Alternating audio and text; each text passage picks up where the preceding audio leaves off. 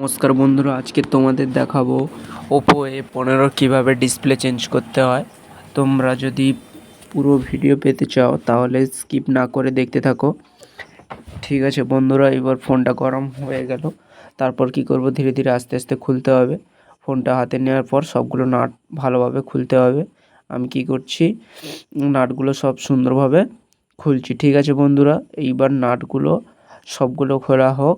সবগুলো খোলা হওয়ার পর কী হবে বন্ধুরা, ওর ব্যাকের যে ফেসিয়ালটা থাকে ওই ফেসিয়ালটা খুলতে হবে। ঠিক আছে বন্ধুরা, ওটা খোলা হয়ে গেল। এরপর আমরা কি করব, নতুন একটা কম্বো লাগিয়ে চেক করব।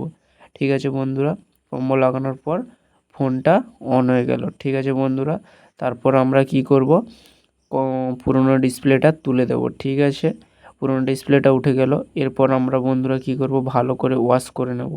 ওয়াশ করা হয়ে যাওয়া হলে তারপর আমরা কি করব বন্ধুরা, আঠা লাগাবো। আঠা লাগানোর পর বন্ধুরা সুন্দর করে ভালোভাবে আঠা লাগাবো, যাতে যার ওপরে ডিসপ্লে থাকবে সেটা তো খুব ভালো করেই আঠা লাগাতে হবে বন্ধুরা।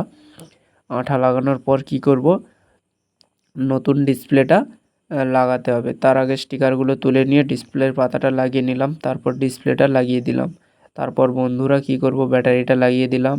ঠিক আছে বন্ধুরা, ফেসিয়ালটা লাগিয়ে দিলাম। তারপর বন্ধুরা সব নাটগুলো এক ধার থেকে লাগাতে থাকবো। ঠিক আছে বন্ধুরা, তোমরা যদি পুরো ভিডিও পেতে চাও তাহলে স্কিপ না করে দেখতে থাকো, এবং মোবাইল রিপেয়ারিংয়ের সমস্ত ভিডিও জিৎ মোবাইল রিপেয়ারিং চ্যানেলটি সাবস্ক্রাইব করো। ঠিক আছে বন্ধুরা, এরপর লাগানো হয়ে গেল। এরপর পেছনের ব্যাক গ্লাসটা লাগিয়ে দেব। ব্যাক গ্লাস লাগানো হয়ে গেল। তারপর বন্ধুরা দেখতে পাচ্ছ ফোনটা অন হয়ে গেছে, তাই গার্ডার দিয়ে দিয়েছি।